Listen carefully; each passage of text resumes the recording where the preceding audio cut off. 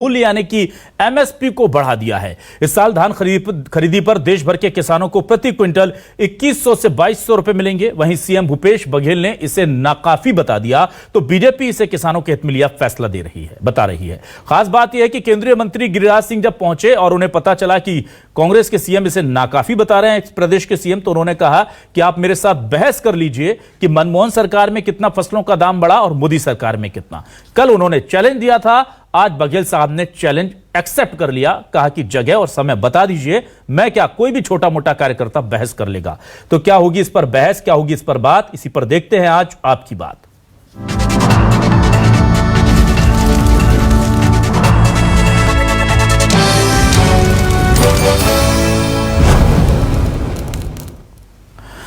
और आइए अब सबसे पहले आपको सुनाते हैं वो 4 बयान जिसमें कैसे गिरिराज सिंह ने सीएम बघेल को चुनौती दी, उन्होंने स्वीकार की। रमन सिंह भी इसे लेकर निशाना साध रहे हैं और सीधे तौर पर सीएम बघेल कह रहे हैं कि ऊंट के मुंह में जीरे के समान है ये बढ़ोतरी और इसे ज्यादा किया जाना चाहिए। सुनिए चारों बयान। मतलब 5 साल में डीजल के भाव बढ़ गए, पेट्रोल के भाव बढ़ गए, कृषि यंत्रों के भाव बढ़ गए, रासायनिक खादों के और दवाइयों के भाव बढ़ गए, लेकिन 5 साल पहले जितना बढ़ा था उतना भी नहीं बढ़ा है। हम तो उम्मीद कर रहे थे इस समय 300 रुपये के आसपास बढ़ेगा, क्योंकि 200 रुपये 5 साल पहले बढ़ाए थे। इस समय बढ़ेगा, लेते किसान विरोधी ये सरकार है, इस बात से स्पष्ट हो गया है। कांग्रेस की जब सरकार 10 साल थी तब तो वो भूल गए थे कि मिनिमम सपोर्ट प्राइस में वृद्धि भी होती है। उनके 10 साल की तुलना करें और अभी की मैं तुलना इसलिए कर रहा हूँ, 14-15 में 1300 से बढ़ के 2183 रुपया हो गया। ये अपने आप में मोदी जी के किसानों के लिए जो वादा किया था उसकी उपलब्धि रही है और ये लगातार हर साल वृद्धि होती रही। मनमोहन सिंह की सरकार में ये स्थिति नहीं थी। उनको पता नहीं है, अगर है हिम्मत तो डिबेट कर लें कि उनके 9 साल और मोदी के 9 साल में एमएसपी किसका कितना बढ़ा है। अगर हिम्मत है तो माफी मांगने के लिए तैयार रहें।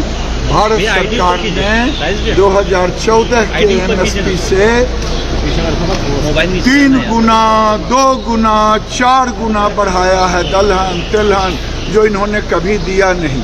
ये क्या बोलेंगे? बिल्कुल चुनौती स्वीकार करते हैं। किस समझ में आना चाहते हैं बता दे। यूपीए सरकार में कितना धान का भाव बढ़ा और एनडीए सरकार में कितने भाव बढ़ा। 10 साल उनके भी हो रहे हैं, 10 साल हमारे भी थे।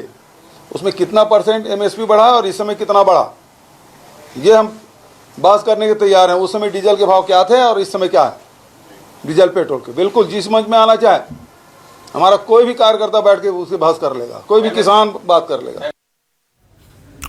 और आइए देखते हैं हमारे आज के सवाल क्या है। हमारे सवाल आपको दिखाते हैं। हमारे सवाल ये रहे आपके सामने। केंद्र ने फसलों पर एमएसपी को बढ़ाया, क्या महंगाई के हिसाब से ठीक हुआ इजाफा? यह सबसे बड़ा सवाल है। कांग्रेस बोली बढ़ोतरी नाकाफी, ऐसे कैसे किसान की दोगुनी होगी कमाई? गिरिराज सिंह की चुनौती बघेल को स्वीकार, किसी भी मंच पर कर लो आर पार। बोले आइए मिलिए। मोदी सरकार ने एमएसपी बढ़ाई, छत्तीसगढ़ के किसानों को कितनी भाई? क्या छत्तीसगढ़ के किसान खुश हैं? सरकार खुश है? नहीं है तो क्या वजह है?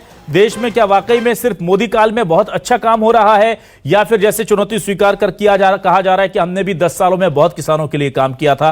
कांग्रेस शासनकाल की बात कही जा रही है। इस पर बातचीत करने के लिए 3 खास मेहमान आज हमारे साथ जुड़ गए हैं। तारुफ करा देता हूं, मेरे साथ आज बीजेपी से वरिष्ठ नेता अशोक बजाज साहब जुड़े हुए हैं। बहुत बहुत स्वागत करता हूं अशोक बजाज जी आपका। मेरे साथ अजय साहू जी कांग्रेस के वरिष्ठ नेता जुड़े हुए हैं। Ajay ji welcome to my show sir. और आज हमने पारसनाथ साहू जी किसान नेता, उन्हें आमंत्रित किया है। पारसनाथ साहू जी आपका बहुत बहुत स्वागत है। सबसे पहले आज पारसनाथ जी आपके पास आना चाहूंगा, मैं आपसे जानना चाहूंगा क्या ये जो चुनौती दी जा रही है, और दोनों एक केंद्रीय मंत्री है एक मुख्यमंत्री है, हम तो इन लोगों की बात पे आंख मूंद करके भरोसा कर लेते हैं, जनता भी कर लेती है क्योंकि जिस पद पर हैं तथ्य और तर्कों के साथ बात करते हैं। दोनों कह रहे हैं कि हमारे शासनकाल में ज्यादा किसानों का एमएसपी को बढ़ा करके हमने फायदा दिया। आप किसान नेता हैं, आप बताइए किसके शासन में ज्यादा बढ़ोतरी हुई थी?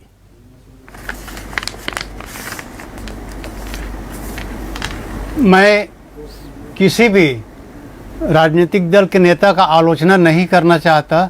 मैं तो ध्यानाकर्षण करना चाहता हूं, आलोचना करना चाहता हूं सीपी का जो ये मूल्य निर्धारण आयोग है, वो जो नियम है, जो शर्तें हैं, वो पूर्णतः गलत है और एक खैरात बांटने वाली है, चाहे किसी भी का हो। किंतु वर्तमान में 143 रुपया दे करके ये ढिंढोरा पीट रहा है कि हम ज़्यादा दे रहे हैं, ये बिल्कुल गलत है। और इस चुनौती को तो मैं एक किसान चुनौती दे रहा हूं उसको, वो सिर्फ इतना बता दे कि प्रति क्विंटल धान उत्पादन में कितना लागत आता है। गिरिराज मोदी भी नहीं बता पाएंगे, कोई नहीं बता पाएंगे। जो धान का उत्पादन लागत नहीं मालूम है, कृषि में क्या समस्या आती है उसको नहीं मालूम है, जो 143 रुपए दे करके किसानों का मजाक उड़ा रहे हैं। आज मैं बता रहा हूँ 2800 रुपया 2800 प्रति कुंटल लागत आती है और 143 रुपये दे के मतलब 2183 रुपये दे के क्या वाहवाही लूटना चाहते हैं। ठीक है, दोनों दलों को मिल करके इसमें वास्तविक जो लागत है उसके आधार पर समर्थन मूल्य लागू होना चाहिए और सभी अनाज का 12 महीना खरीदी की कानूनी गारंटी मिलनी चाहिए, तभी इसका फायदा है। आज 2183 रुपये लागू हुआ है।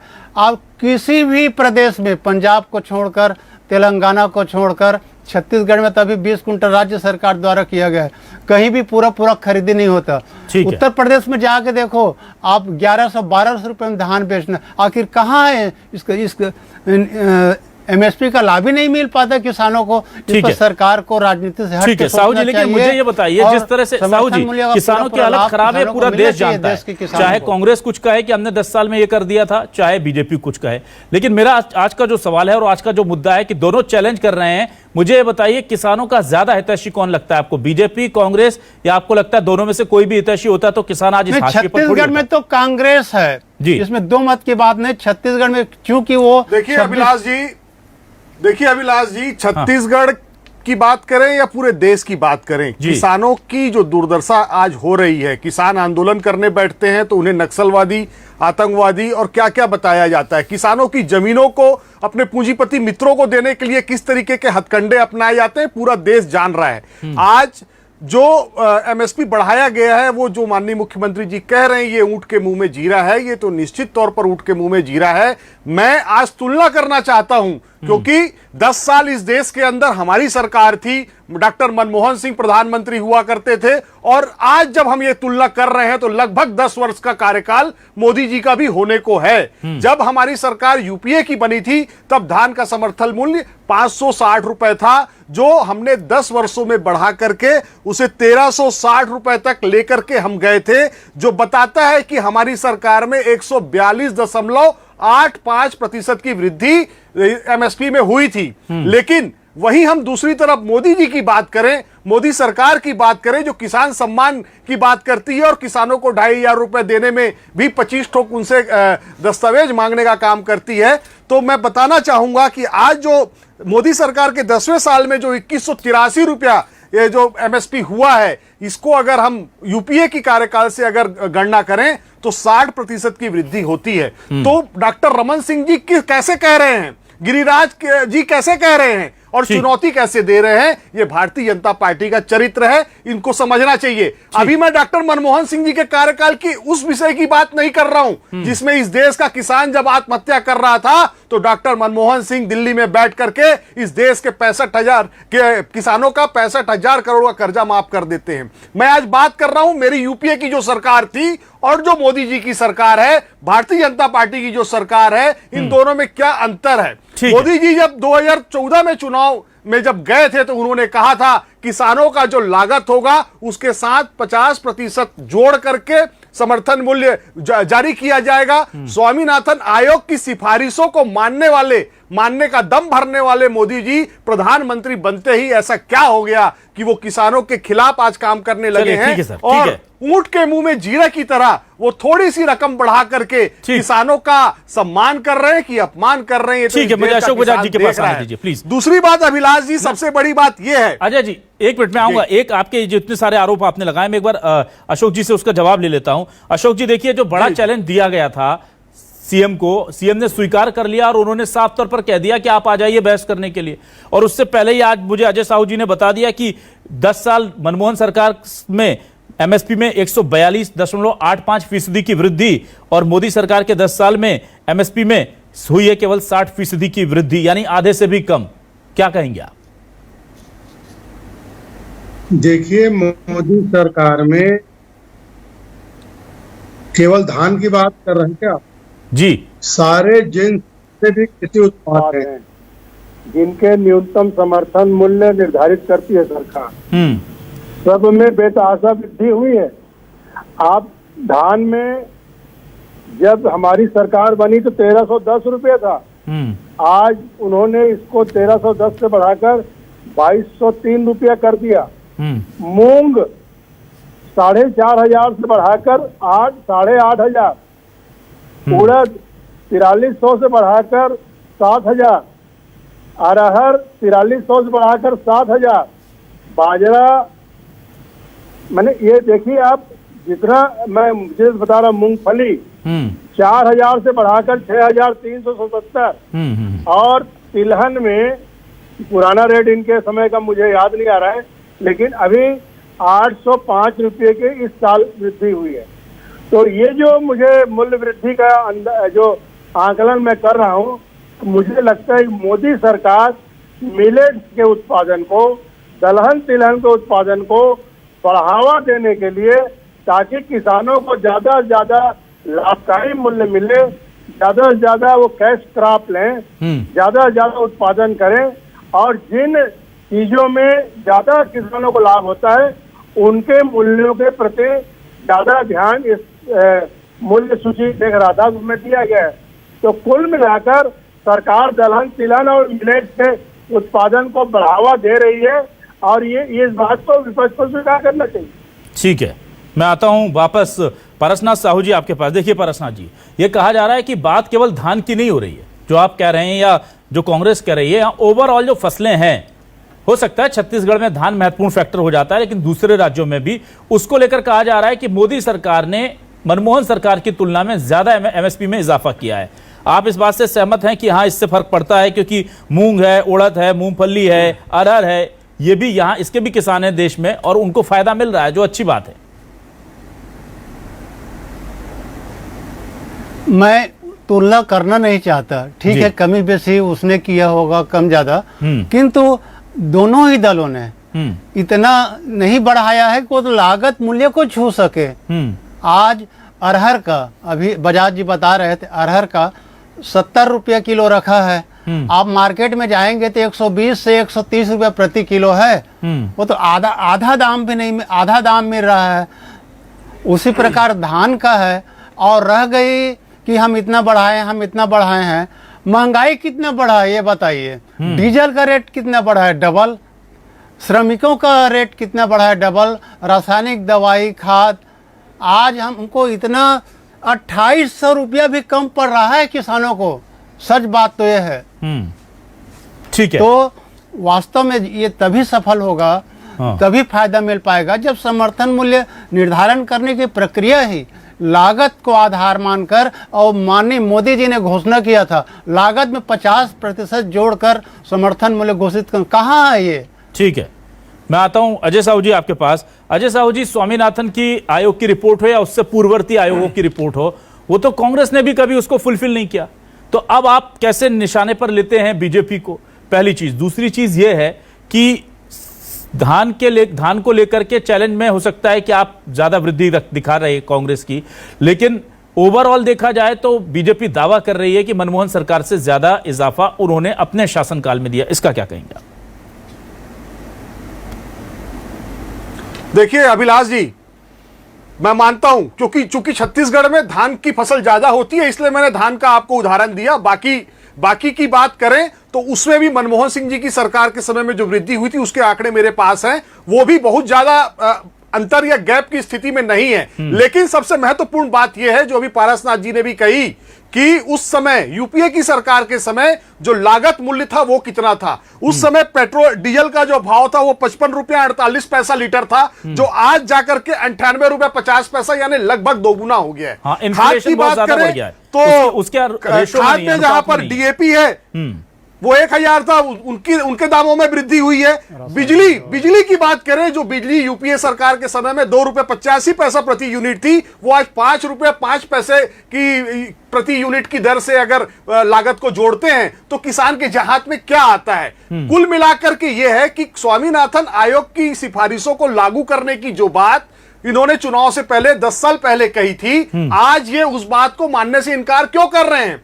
आज ये उसकी बात क्यों नहीं कर रहे हैं? आपने किसानों को बरगला करके उनके वोट ले लिए, आपने किसानों को सब्जबाग दिखा करके उनको ठगने का काम किया, उसके बाद आप उनको किसान सम्मान निधि के नाम पर ठगने का काम कर रहे हो।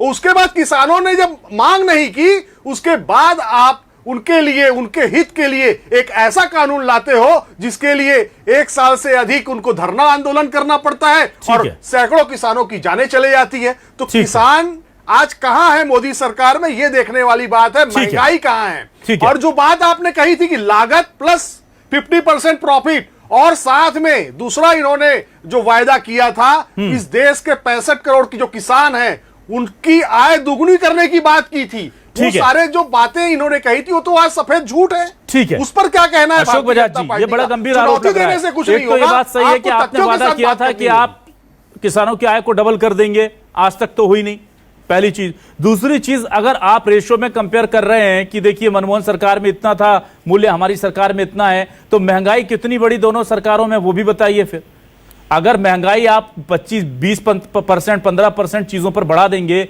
और दाम बढ़ा देंगे 10%, तो वो कहां से उसको काउंटर कर पाएगा? तो ये तमाम तथ्य भी तो ध्यान में रखने होंगे, क्योंकि इकोनॉमी तो ऐसे कॉम्प्रिहेंसिव मिलाकर के ही चलती है ना। एक चीज को बढ़ा दिया और दो जगह से पैसा खींच लिया तो दिक्कत हो जाएगी किसानों को। देखिए, वैश्विक महामारी के दौर में जब सारे विश्व में आर्थिक संकट उत्पन्न हो गया, तब भारत ने अपनी अर्थव्यवस्था को संभाल के रखा है और बहुत सारे जो हमारे बेरोजगार हैं, छोटे छोटे धंधे करने वाले लोग हैं, किसान हैं, उनको पैकेज देकर लाभ देने का काम सरकार ने किया है। सरकार इस देश की चिंता कर रही है, इस देश के किसानों की चिंता कर रही है। कांग्रेस के समय ये कहा जाता था कि किसान कर्ज में जीता है, कर्ज में जन्म लेता है और कर्ज छोड़कर मर जाता है। उस स्थिति से उबारने का काम मोदी सरकार कर रही है। और किसानों के लिए सिंचाई योजना, किसानों के लिए ड्रिप योजना, किसानों के सॉइल परीक्षण की योजना, माने सारी सुविधाएं जो है किसानों को दी जा रही है, उनकी लागत कम से कम आए और आय बढ़े, ये सरकार की नियत है और उसी नियत के अंतर्गत प्रक्रिया चल रही है। और दुनिया भर के अड़ंगेबाजी कांग्रेस की ओर से लगाए जाते हैं। ये कानून बनाया, अब ये 3 कानून जो बने, इन कानूनों पर अंगा आया, उसके कानून के बनाने के पीछे की नियत पर लोग गए नहीं, आखिरी में कानून पेंडिंग है। कुल मिलाकर ये तो सरकार को काम करने देना नहीं चाहते और सरकार से रिजल्ट मांगते हैं। रिजल्ट तो तब मिलेगा जब आप काम करने के लिए स्वतंत्र करें। अच्छा, अशोक बजाज जी, एक गंभीर सवाल। अशोक बजाज जी, कानून का विरोध करना शुरू कर दिया। अशोक बजाज जी, बहुत सारी चीजें आपने 370 हटा दी, विपक्ष नहीं रोक पाया। आपने बहुत सारी चीजें कर दी, आपने संविधानों में संशोधन कर दिए, तब विपक्ष नहीं रोक पाया। लेकिन किसानों के हित में आप फैसला लेना चाहते तो विपक्ष अड़ंगा अड़ा देता, आपको काम नहीं करने देता है। मतलब जो अच्छा किया उसका क्रेडिट सिर्फ आपको मिल जाए और जो नहीं हुआ उसका सारा ठीकरा विपक्ष पर फूट जाए। 3 कानूनों के मामले में आपको मालूम है, अभी तक हमारे कांग्रेस के प्रवक्ता साहू जी बोल रहे थे कि 1 साल तक आंदोलन चला, सारे दुनिया भर के लोगों को इकट्ठा किया गया, जो कभी खेत के मेड़ में नहीं गए वो किसान बन के वहां पहुंच गए। कभी खेत का फसल क्या होती है नहीं मालूम, कभी कोई फसल बीज से उगाई जाती है, कांदे से उगाई जाती है नहीं मालूम, लेकिन किसान नेता बन के वहां पहुंच गए और कानून का विरोध करने लगे। अरे उनको ये नहीं मालूम कि ये जो कानून है किसानों के हित में लाया गया। तो आपने जो किसानों के, जो किसानी नहीं जानते, Ashok Bajaj ji, Ashok Bajaj ji, Ashok Bajaj ji, let me take you. Ashok Bajaj ji, आप क्या कह रहे हैं? जो किसान नहीं थे उनके दबाव में आकर केंद्र ने किसानों के हित के फैसले पलट दिए। अशोक जी, अशोक जी, एक बदलाव जो आने वाला है, एक बदलाव जो किसी क्षेत्र में लाने के अशोक जी, मोदी सरकार के, अशोक जी, आप यह कह रहे हैं कि जो किसान नहीं थे वो आंदोलन कर रहे थे और केंद्र सरकार ने उनके दबाव में आकर किसानों के हित के फैसले पलट दिए, तो ये तो और बड़ा गुनाह कर दिया आपने। जब वो किसान ही नहीं थे जो आंदोलन कर रहे थे, उनके दबाव में आकर के आप ऐसे किसानों के, करोड़ों किसानों के पक्ष के फैसलों को पलट देते हैं, आप ये कह रहे हैं? देखिए, कानून तो लागू हुआ नहीं था, कानून लागू करने के पहले जो भी है आपका फैसला पलट दिया आपने। उसके किसी कंडिका पर आपत्ति हो सकती थी, किसी ठीक है, प्रावधान पर मतलब ये है पारसनाथ जी, पारसनाथ जी, देखिए बीजेपी तो चाहती है आपकी आय दोगुनी करना। ठीक है, मैं शंका होने लग गई। ठीक है, तो शंका दूर करने का काम भी सरकार का होता है सर। बजाज जी, अगर आप कह रहे किसानों के हित में फैसले थे तो किसानों को बैठा लेते ना एक बार बातचट करने के लिए। बंद कमरों में फैसले बना दिए जाते हैं, लेकिन उसको ऐसा इशू ना पहले माहौल बना लिया जाता है, पहले माहौल बना लेते, किसानों के साथ बैठकर उन्हें समझा देते, उन्हें कोई डाउट था तो क्लियर कर देते, या बाद में बुला करके समझा देते। एक साल बाद तक आप इंतजार करते रहे, एक साल में चले जाते, समझा देते भाई ये दिक्कतें खत्म है। चलिए खैर, वो चीजें चली गई। अशोक बजाज जी, वो इतिहास है। मैं ये बस जानना चाहता हूं, वापस आता हूं पारसनाथ साहू जी, बीजेपी चाहती है आपकी आय दोगुनी करना, लेकिन ये कांग्रेस और विपक्ष करने नहीं दे रहा है। अब ऐसे में किसान किसके साथ खड़े होंगे? अच्छी नियत वाली बीजेपी के साथ या कांग्रेस जो अड़ंगा डाल रही कथित तौर पर उसके साथ? वो कांग्रेस के ऊपर आरोप लगा के बचना नहीं चाहती, वो तो किसानों को पूरी तरह बर्बाद करना चाहते थे, निजी सेक्टर को देना चाहते थे, एक ऐसे कानून लाना चाहते थे जहां किसान पूरा अडानी अंबानी या कारपोरेट घरानों का वो एकदम गुलाम बनकर रह जाता। इसलिए पूरे देश की किसान इस बात को समझ गए और विरोध किए, और वहां अपनी आवाज उठाने वाले, अपने दुख पीड़ा को बताने वाले किसान को नक्सली, आतंकवादी, पता नहीं क्या क्या आरोप लगा है। किसानों के प्रति भाजपा का सोच, अरे भैया, लाल कभी ठीक नहीं था। किले में जाकर तिरंगा झंडा किसने उतारा था साहू जी? वो किसान थे क्या वो लोग जिन्होंने लाल किले में जाकर तिरंगा उतार दिया था? आप उनका समर्थन कर रहे हैं। अरे उसके प्रति तो जांच हुई, कार्रवाई हुई। ठीक है, चलिए मैं एक अंतिम सवाल जल्दी से अजय साहू जी से ले लेता हूं। बिल्कुल, बल्कि किसानों की चिंता आप लोग कीजिए। ठीक है अजय साहू जी, बस 20-30 सेकंड है सर मेरे पास। अजय साहू जी, ये बताइए, एमएसपी के इजाफे को आप नाकाफी बताते हैं, लेकिन क्या आपको लग रहा है कि किसानों के लिए इससे कोई दिक्कत होगी? क्योंकि जो मिल रहा है, बढ़ रहा है, वो तो किसान सोचते हैं कि भगवान की रहमत है कि चुनाव है तो ये सब बढ़ गया, वरना फिर दिक्कत हो जाती। तो वो तो इसे ले लेते हैं, और किसान तो हमेशा ऐसे ही करते हैं कि वो मान लेते हैं, क्योंकि अगर किसानों के साथ कांग्रेस ने न्याय किया होता अभी तक तो किसान हाशिए पर नहीं होते। क्या दोनों ही दोषी नहीं है किसानों की स्थिति के लिए? देखिए अभिलाष जी, छत्तीसगढ़ में जब से माननीय मुख्यमंत्री भूपेश बघेल जी के नेतृत्व में कांग्रेस पार्टी की सरकार बनी है, हम लगातार किसानों के साथ न्याय कर रहे हैं। ये हिंदुस्तान का इकलौता राज्य है जहां पर किसानों की जेब में उनके उत्पादन का सबसे ज्यादा मूल्य अगर कोई सरकार दे रही है तो प्रदेश की भूपेश बघेल सरकार दे रही है। पूरे विश्व के अंदर उद्योगपतियों से जमीन लेकर के किसानों को वापस करने का काम अगर किसी ने किया है तो एक और इकलौती सरकार भूपेश बघेल जी के नेतृत्व वाली कांग्रेस पार्टी की सरकार ने किया है। और आगे भी हम ये कितना भी हल्ला मचा ले, केंद्र से रोड़े लगवा ले, लेकिन हम हमारे प्रदेश के किसानों की हितों की रक्षा करने के लिए लगातार अडिग रहेंगे। इस प्रदेश के किसान ने किसान के बेटे को अपना मुखिया बनाया है, जिसका नाम भूपेश बघेल है। ठीक है सर, हमेशा किसानों के साथ बताइए ना। ठीक है सर, समय खत्म हो गया, माफी चाहूंगा खरीदने की स्थिति में नहीं थे ना। ठीक है, माफी चाहूंगा, लेकिन पारसनाथ जी आप देखिए, पारसनाथ जी देखिए, बीजेपी की केंद्र वाली सरकार किसानों के लिए काम करना चाहती है, कांग्रेस अड़ंगा डाल देती है। और यहां छत्तीसगढ़ में भी बघेल सरकार चाह रही है कि बहुत सारे काम कर दें, किसानों को हम धनवान बना दें, डबल दोगुनी आय कर दें, पर बीजेपी अड़ंगा डाल देती है। मतलब किसान के लिए कितना दर्द है, कितनी चिंता है दोनों दलों को, आप सोचिए। ये तो अगर विपक्ष ना होता तो ये पता नहीं किसान को लखपति करोड़पति बना के छोड़ देते। ऐसे ऐसे दावे होते हैं इस देश में, जिसे सोच करके लगता है कि कब तक आखिर ऐसे दावों को बोलकर जनता को गुमराह किया जा सकता है। बहुत बहुत शुक्रिया तमाम मेहमानों का, पारसनाथ साहू जी, अशोक बजाज जी और साथ ही साथ अजय साहू जी, तीनों मेहमानों का शुक्रिया। दर्शकों को नमस्कार।